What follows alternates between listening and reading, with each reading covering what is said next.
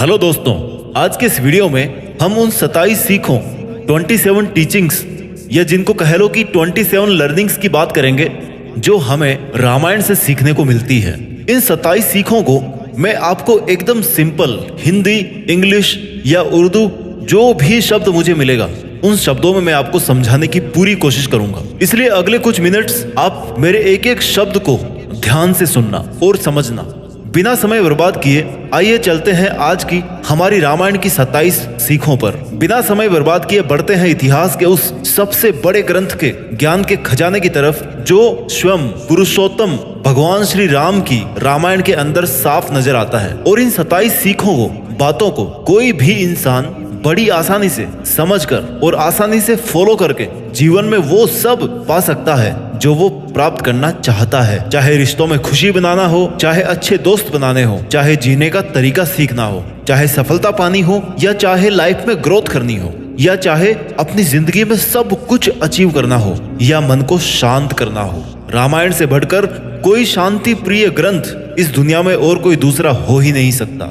इसको हर परिवार में हर सदस्य के द्वारा हमेशा पढ़ा जाना चाहिए और इससे मिलने वाली इन सीखों को हमेशा फॉलो करना चाहिए। सीख नंबर 1, हमेशा सत्य की जीत होती है। चाहे झूठ कितना ही बड़ा हो, चाहे सत्य कितना ही कमजोर लग रहा हो, लेकिन आखिर में जाते जाते सत्य अपनी ताकत दिखा देता है और झूठ बहुत फीका पड़ जाता है, सबके सामने आ जाता है और हार जाता है। पूरे रामायण से केवल एक सीख निकालने को अगर आपको बोला जाए तो इस लाइन को याद रखना।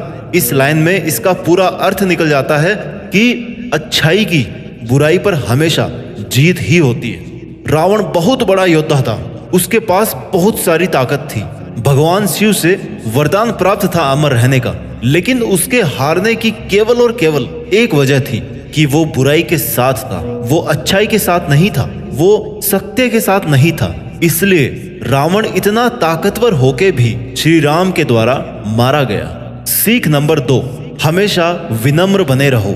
जब भगवान श्री राम ने हनुमान जी को भेजा कि जाओ एक बार देख के आओ कि लंका कैसी है और सीता को कहाँ रखा है, तो हनुमान जी अपनी योग माया से और अपनी ताकत से माता सीता के पास पहुंच गए। उनमें बहुत ताकत थी, पूरा पहाड़ उठा के ले आए थे लक्ष्मण जी को बचाने के लिए। तो सीता माता को तो आराम से कंधे पर बिठा के ले आते, उड़कर आ जाते, लेकिन वे विनम्र बने रहे। उनका फंडा क्लियर था कि जैसा भगवान श्री राम ने बोला है केवल वैसा ही करूंगा। वो चाहते तो उनके लिए क्या मुश्किल था अपनी शक्ति प्रदर्शन करना, पर वे विनम्र बने रहे। हनुमान जी का ये गुण हमें बहुत कुछ सिखाता है। हमने थोड़े से पैसे क्या कमा लिए कि हमारे अंदर ईगो आ जाता है, घमंड आ जाता है और हम दिखाने में आ जाते हैं, जबकि होना क्या चाहिए? हनुमान जी की तरह विनम्र होना चाहिए। सीख number 3, your duties are greater than your personal interest. आपके निजी स्वार्थों से कहीं ज्यादा बड़ी है आपकी जिम्मेदारियां। भगवान श्री राम को पुरुषोत्तम क्यों कहा जाता है? क्योंकि श्री राम से ज्यादा उत्तम कोई और पुरुष है ही नहीं इस सृष्टि में। और जब वो खुद इतने उत्तम हैं तो फिर उन्होंने रामायण के अंत में सीता माता को क्यों छोड़ा और सीता माता क्यों जंगल निवास में गई? उनका मानना था कि राजा और रानी वो होते हैं जिन पर उनकी प्रजा भरोसा करे, जिन पर बिल्कुल भी संदेह ना करे, बिल्कुल भी संकोच ना करे। एक धोबी ने संदेह किया माता पर और भगवान राजपाट छोड़कर सीता माता के साथ जंगल जाने को तैयार हो गए दोबारा। लेकिन श्री राम इसलिए नहीं जा पाए जंगल क्योंकि उनके किसी भी छोटे भाई ने राजा बनने से इनकार कर दिया, क्योंकि ये उनके धर्म के विपरीत था कि बड़े भाई के होते हुए हम छोटे भाई कैसे राजा बन सकते हैं, कैसे राजा बनने का सुख भोग सकते हैं। और अंत में यही हुआ कि श्री राम को ही राजा बनकर रहना पड़ा और सीता माता को छोड़ना पड़ा। इस पूरे इंसिडेंट से क्या सीखने को मिलता है कि आपका निजी जीवन, आपकी पर्सनल लाइफ आपकी जिम्मेदारियों से, आपकी रिस्पॉन्सिबिलिटीज से कभी ऊपर नहीं हो सकती। इसीलिए श्री राम पुरुषोत्तम थे। सीख नंबर 4 जो हमें रामायण से मिलती है, हमेशा सबकी इज्जत करना सीखिए। जब शबरी माता ने श्री राम को देखा तो वो इतने आनंद में डूब गई कि जब बेर खिलाने के लिए ले गई तो ये इंश्योर करने के लिए, ये निश्चित करने के लिए कि हर बेर मीठा होना चाहिए तभी मैं श्री राम को खिलाऊंगी। अब ऐसी कोई ट्रिक तो है नहीं कि बेर को देख के बता दो कि बेर के अंदर क्या है, मीठा है कि बेर खट्टा है, कहीं कीड़ा तो नहीं है उसमें। और इसलिए वो हर बेर को पहले खुद चखती थी और फिर श्री राम को खिलाती थी। और श्री राम सबरी माता के प्रेम में इतना मग्न हो गए कि उनको इस बात का जरा भी पता नहीं पड़ा, उनको जरा भी आपत्ति नहीं हुई कि शबरी माता उनको झूठे बेर खिला रही है। ये होता है बजाय हम ये देखने कि कौन क्या है, हम ये देखें कि उसके मन में हमारे प्रति प्रेम कितना है और हम उसके प्रेम की इज्जत भी करें। सीख नंबर 5 जो हमें रामायण से सीखनी चाहिए, परिवार में एकता का होना बहुत जरूरी है। परिवार के सभी सदस्यों का एक मत रहना बहुत जरूरी है, नहीं तो वो परिवार टूट जाता है। और अगर वो परिवार एकजुट है, यूनाइटेड है, तो फिर वो किसी भी बड़ी से बड़ी चुनौती का सामना कर सकता है। राजा दशरथ अपने पुत्रों से बहुत प्यार करते थे। जब माता कैकेयी ने श्री राम को वनवास भेजने की बात कही और वचन मांग लिया, तो फिर और कोई ऑप्शन बचता नहीं कि अब जंगल जाना ही पड़ेगा श्री राम को। राजा दशरथ का एक मन तो ये कह रहा था कि पुत्र को रोक ले, और दूसरा मन ये कह रहा था कि वचन भी दे दिया है, निभाना पड़ेगा। तो भगवान राम ने कहा कि रघुकुल रीत सदा चली आई, प्राण जाए पर वचन ना जाए। कि पिताजी आपसे ही सीखा है कि हमारे परिवार की परंपरा चली आई है कि भले ही प्राण चले जाएं, लेकिन एक बार वचन निकल गया मुंह से, दिल से, मन से, तो वचन का मान रखना चाहिए, उस वचन को निभाना है। भगवान राम चले गए वनवास में तो उनकी पत्नी भी उनके साथ गई, उनका भाई लक्ष्मण उनके साथ गया। जब वो सब जंगल चले गए तो राजा दशरथ ने दुख ही दुख में अपने प्राण त्याग दिए, जिससे पता पड़ता है कि वो कितना प्रेम करते थे अपने पुत्र से, कितना प्रेम था उनके परिवार में। और जब दशरथ स्वर्ग चले गए तो अब राजा कौन बने? कायदे से तो श्री राम को बनना चाहिए, वो है नहीं, तो उनके बाद में जो बड़ा भाई है वो बनेगा। लक्ष्मण जी भी नहीं है, भरत का नंबर आया। आजकल की पॉलिटिक्स होती तो आराम से बन जाते भरत, लेकिन श्री राम के भाई भरत ने श्री राम की चरण पादुकाएं यानी कि उनकी चप्पल को सिंहासन पे रखकर भगवान श्री राम के नाम पर राज्य का कार्यभार संभाला। और कभी भी अपने आप को राजा नहीं माना, कभी भी अपने राज्य पर आंच नहीं आने दी। ये होता है परिवार का प्रेम, जो आजकल की सोसाइटी में पता नहीं कहाँ खो गया है। हर चीज के टुकड़े हो जाते हैं भाइयों के बीच तुरंत, ये तेरा ये मेरा, दैट्स इट। हमें रामायण से ये सीखना चाहिए कि परिवार अगर एकजुट रहता है ना, तो हर मुसीबत का, हर रावण का सामना बड़े आराम से किया जा सकता है, हर वनवास का, हर जंगल का सामना आराम से किया जा सकता है। सीख नंबर 6 जो हमें रामायण से सीखने को मिलती है कि हमेशा चाहे कुछ भी हो, हमेशा सही का रास्ता चुनो। अगर आपको सही का साथ देने के लिए या सच्चाई का साथ देने के लिए अपने घर परिवार या अपने धर्म को भी छोड़ना पड़े ना, तो पीछे नहीं हटना चाहिए। उदाहरण है रावण के छोटे भाई विभीषण का। विभीषण रावण के छोटे भाई थे, लेकिन धर्म प्रेमी थे, शांति प्रिय थे। वो चाहते तो लंका में ऐशो आराम में रहते और रावण के मरने के बाद वैसे ही उनको राजा बनना था, लेकिन नहीं, उनको बुराई के साथ रहना ही नहीं था, उनको केवल सच्चाई का साथ देना था। इसलिए वो रावण का सर्व सुख संपन्न माहौल छोड़ करके भगवान राम के शरण में आ गए सच्चाई का साथ देने के लिए। आप हमेशा सही का रास्ता चुनो, भले ही आपको कितनी ही मुसीबतें आए, भले ही आपको किसी का भी साथ छोड़ना पड़े। सीख नंबर 7 जो रामायण हमें सिखाती है, हमेशा अपनी संगत बढ़िया रखिए। माता कैकेयी ने वनवास दिया श्री राम को, क्यों दिया? माता मंथरा के कहने पर। क्यों? ताकि जब श्री राम जंगल चले जाएं तो राजपाट किसको मिले?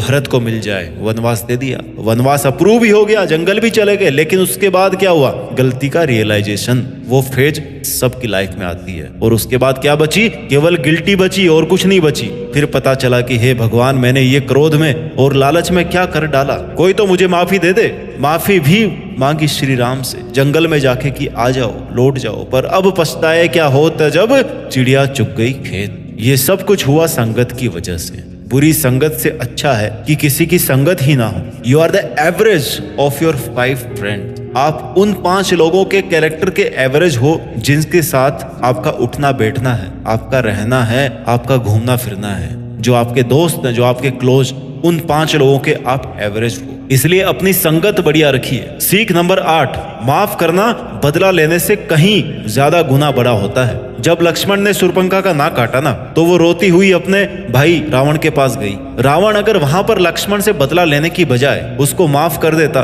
तो जिंदा रहता, पर उसने बदला लेने की सोची, और जब बदला लेने की सोचकर गया वो माता सीता को किडनैप करके ले आया, यानी कि बदले की भावना में गलतियों पर गलतियां कर बैठा, तो फिर नतीजा तो वही होना था जो आपने देखा, जो आप जानते हैं। किसी भी विवाद को समाप्त करने के दो ही ऑप्शन है कि या तो माफ कर दो सामने वाले को या फिर उसको साफ कर दो। और अगर माफ कर दिया तो ठीक है, मामला शांत है। अगर साफ करने की सोच के जाओगे ना तो पता नहीं वो साफ होगा कि आप साफ होंगे। इसलिए कहा जाता है कि forgiveness is always better than revenge. माफ करना बदला लेने से कहीं ज्यादा बेटर ऑप्शन होता है। ये बात मैं नहीं बोल रहा, ये बात रामायण से हमें सीखने को मिलती है। सीख नंबर 9 जो हमें रामायण सिखाती है, कभी कभी चीजें जितनी अच्छी दिखती है उतनी अच्छी वो वास्तव में बिल्कुल नहीं होती। या कह लो कि अपनी इच्छाओं से ना हमेशा बचकर रहना चाहिए। आपकी इच्छाओं में कोई चीज बहुत अच्छी होती है लेकिन उतनी अच्छी होती नहीं है। रावण ने जब माता सीता को किडनैप करने का प्लान बनाया तो अपने साथ मारीच को ले गए जो रूप बदलने में माहिर था। उसने एक सोने जैसे दिखने वाले हिरण का रूप लिया और सीता माता को आकर्षित किया। सीता माता के मन में यह डिजायर हुई कि यार ये हिरण तो सबसे अलग है, जाओ जाओ लक्ष्मण, मुझे ही हिरण चाहिए। लक्ष्मण को आ गया, लक्ष्मण को भैया आज्ञा का पालन करना पड़ेगा। लक्ष्मण वहां से चले गए और रावण साधु के वेश में भिक्षा मांगने के लिए पीछे से चला आया और सीता माता ने लक्ष्मण रेखा को लांग दी और नतीजा आप जानते हो, कुछ ही पल बाद में सीता माता लंका में फंस गई। यानी कि वो हिरण जो हिरण था ही नहीं, अगर उसका मोह माता सीता को नहीं हुआ होता तो किडनैप ही नहीं होता। इसलिए कभी भी हमें चीजों को दूर से जज करके उनकी तरफ आकर्षित नहीं होना चाहिए। लालच और इच्छाएं बड़ी बुरी चीजें हैं। सीख नंबर 10, समस्त जीव जंतुओं के प्रति हमें प्यार करना चाहिए। इस धरती को केवल इंसान ही नहीं चलाते हैं बल्कि पेड़ पौधे, जीव जंतु, जानवर, सबका रोल है इसमें। एक इकोसिस्टम बना हुआ है जिसमें हम सब एक दूसरे पर डिपेंड हैं। हमें सबको प्यार करना चाहिए और किसी के भी जीने का हक नहीं छीनना चाहिए। रामायण में देखिए हनुमान जी कौन थे? वानर। राम सेतु किसने बनाया? वानरों की सेना ने। जटायु कौन थे? एक गिद्ध। लक्ष्मण की जान किसने बचाई? जड़ी बूटी ने, यानी कि पेड़ पौधों ने। एक वानर लेके आए थे हनुमान जी। यहाँ तक कि गिलहरी ने भी सहयोग किया पुल बनाने में, और कहा जाता है कि गिलहरी के पीठ पर जो धारियां होती है ना, ब्लैक एंड व्हाइट, वो भी श्री राम के हाथ रख देने की वजह से हुई है। खैर जो भी हो, लेकिन पूरे सीन से ये समझ में आता है कि इस नेचर में हर जीव जंतु का रोल है, सबको जीने का हक भी है। इस सृष्टि की हर रचना के साथ प्यार करना सीखिए। ये जीव जंतु पेड़ पौधे आपने नहीं बनाए, ऊपर वाले ने बनाया, उसी ने बनाया जिसने आपको बनाया है, इसलिए उनसे भी प्यार करना सीखिए। ये रामायण ग्रंथ बोलता है। सीख नंबर 11, दुश्मन की भी खूबियों का सम्मान करना चाहिए। रावण ने भले ही बहुत बड़ा पाप किया हो, लेकिन जब वो मरने वाला था ना, तो श्री राम ने लक्ष्मण जी को भेजा कि जाओ रावण से कुछ सीख करके आओ। लक्ष्मण जी बोले कि भैया ये क्या बोल रहे हो? जिस आदमी ने सीता माता का अपहरण किया, जिसको आपने मारा, जो इतना गंदा इंसान था, उससे आप मुझे सीखने को बोल रहे हो? तो श्री राम ने कहा कि रावण के कर्म बुरे थे लेकिन उसके पास में ज्ञान बहुत था, वो एक बहुत बड़ा ज्ञानी आदमी था, उससे कुछ ज्ञान लेकर के आओ। और जब लक्ष्मण जी गए रावण के पास तो रावण ने कहा कि कभी भी अच्छे काम को कल पर नहीं टालना चाहिए और उसको तुरंत कर लेना चाहिए। बोला कैसे? बोले कि अगर मैं अच्छाई के साथ समय पर आ जाता, श्री राम की शरण में समय पर आ जाता, तो आज मैं यहाँ पर नहीं पड़ा होता, मेरे भी घर वाले खुश रह रहे होते, मैं भी महल में आनंद ले रहा होता। लेकिन मैंने सही समय पर सही काम, अच्छा काम नहीं किया, अच्छाई की शरण में नहीं आया, मैं सही रास्ते पर नहीं आया, इसलिए आज मैं यहाँ पर मरने की हालत में पड़ा हुआ हूँ। भले ही श्री राम ने रावण को मारा, लेकिन उसके ज्ञान का वो सम्मान करते थे, इसलिए लक्ष्मण को उसके पास ज्ञान लेने के लिए भेजा। इसलिए अगर हमें दुश्मन से भी कुछ सीखने को मिले ना, तो सीखना चाहिए। सीख नंबर 12, नारी शक्ति। नारी जो भी होती है ना, उसके पास में बहुत शक्ति है, बहुत ताकत है, बहुत जिम्मेदारी है। रामायण में नारी शक्ति के बारे में अच्छे से समझ आता है। एक नारी को जो किरदार निभाने पड़ते हैं ना इस दुनिया में, वो एक माँ का हो सकता है, एक बहन का हो सकता है, एक दोस्त का हो सकता है, एक पत्नी का हो सकता है, और हर एक किरदार का अपने आप में एक बहुत बड़ा रोल है। माता सीता चाहती तो महल में रहती आराम से, क्यों जंगल में जाती? पर उन्होंने हंसते हंसते जंगल के निवास को स्वीकार कर लिया कि जहां मेरे श्री राम जाएंगे मैं वहीं पर रह लूंगी, फिर चाहे वो कांटे हो, सर्दी हो या गर्मियां हो। उन्होंने लंका में रहते हुए भी पत्नी धर्म को बहुत अच्छे से निभाया और एक मिसाल पेश की। सीख नंबर 13 जो हमें रामायण से सीखने को मिलती है, रिश्ते पैसों से ज्यादा बढ़कर है। अब देखिए आप श्री राम का वनवास, माता सीता भी चली गई, भरत भी एक्टिंग किंग बनकर रहे और कभी भी अपने आप को राजा नहीं माना। लक्ष्मण ने छोटे भाई होने का फर्ज अच्छे से निभाया, यानी कि कोई महल नहीं था, कोई पैसों का मैटर ही नहीं था, लेकिन फिर भी रिश्ते कितने अच्छे से चल रहे थे। रिश्ते अगर निभाना जानते हो तो पैसा कुछ भी नहीं है, धन दौलत कुछ भी नहीं है पैसों के सामने। इसलिए रामायण के लक्ष्मण और सीता माता की तरह अगर धन दौलत और रिश्तों में किसी एक को चुनना पड़े ना, तो हमेशा रिश्तों को ही चुनना चाहिए। सीख नंबर 14, माँ बाप की इज्जत। माँ बाप की इज्जत कीजिए, करना सीखिए। जब माता कैकेयी ने कहा कि अब तो राम को वनवास जाना ही पड़ेगा, तो श्री राम ने एक भी क्रॉस क्वेश्चन नहीं किया कि क्यों जाना है, कब जाना है, कहाँ रहना है, कैसे रहना है, खाना कहाँ मिलेगा। नो, उनके दिमाग में क्या था, एक तो माता का आदेश और दूसरा पिता का वचन। यानी कि माँ बाप ने अगर कुछ कहा है तो उसमें कोई ना कोई बात जरूर है, उसमें कोई ना नुकुर नहीं है, वो करना है मतलब करना है। There is no second thought. अब चाहे उसका पालन करने में जान ही क्यों ना निकल जाए, पर उसको फॉलो करना है तो करना है। सीख नंबर 15 जो रामायण से हमें सीखने को मिलती है कि कुछ भी करने से पहले अच्छे से सोचना जरूर चाहिए। जैसे रावण ले गया सीता माता को और कैकेयी ने दे दिया वनवास। अगर कैकेयी ने सोचा होता वनवास देने से पहले तो श्री राम को कभी जाना ही नहीं पड़ता, और रावण ने सोचा होता ऐसी हरकत करने से पहले तो उसका भी वध हुआ ही नहीं होता। कुछ भी करने से पहले 2-3 बार ठंडे दिमाग से जरूर सोचो कि करने क्या जा रहे हो, कि क्या मैं जो करने जा रहा हूं वो एथिकली सही है या रॉन्ग है, उसके क्या क्या प्लस पॉइंट्स है और क्या क्या माइनस है।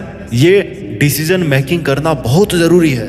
आज की डे टू डे लाइफ में हम बहुत सारे काम ऐसे करते हैं जिनके बारे में हम सोचते नहीं हैं, और लास्ट में पूरा खेल बिगड़ जाता है। थोड़े से स्वार्थ की वजह से, थोड़े से गुस्से की वजह से पूरा काम गड़बड़ हो जाता है। थोड़ी सी मिस प्लानिंग की वजह से, नहीं सोच पाने की वजह से पूरा काम गड़बड़ हो जाता है। कुछ भी करने से पहले अच्छे से सोचना जरूर चाहिए। सीख नंबर 16 जो हमें रामायण से सीखने को मिलती है, ऑलवेज हैव हेल्पिंग नेचर।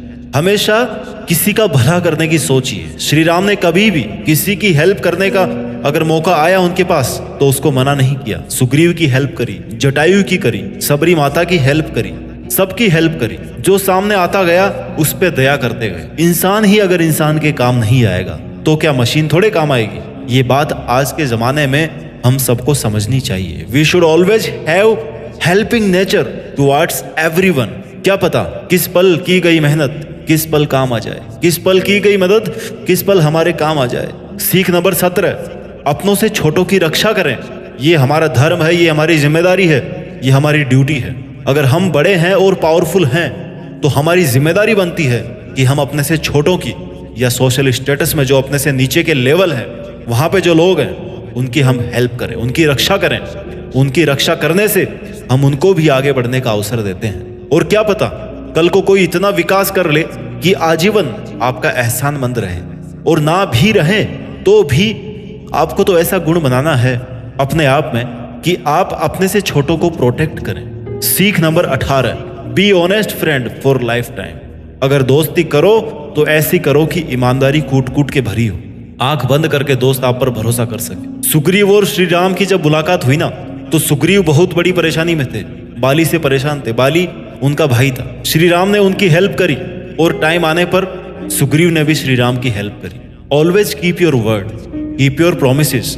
अक्सर ये होता है कि समय के बदलते ही ना, अपनी जरूरत पूरे होते ही लोग बदल जाते हैं, पर ऐसा नहीं होना चाहिए। सीख number 19 give best to your relations. Ramayana में ऐसे बहुत सारे एग्जाम्पल्स मिलते हैं जिनसे ये जानने को मिलता है कि रिश्तेदारी कैसे निभाई जाती है।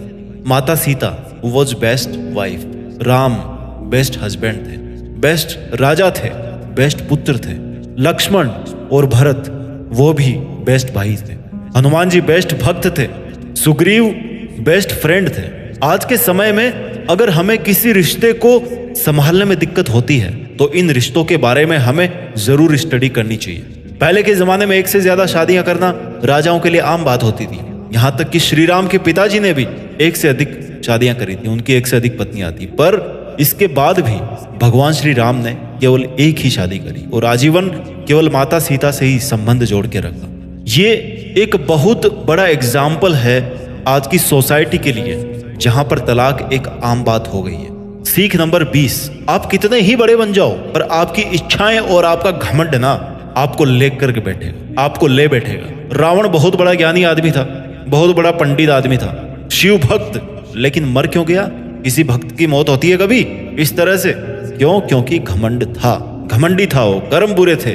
घमंड आपको रियलिटी नहीं देखने देता मेरे भाई, और बुरे कर्म आपको कभी भी ऊपर नहीं आने देंगे, बल्कि आप पर बोझ पे बोझ बढ़ाते रहेंगे और आप डूबते रहोगे। आपके घुटनों में जान नहीं बचेगी, घुटनों पे आ जाओगे।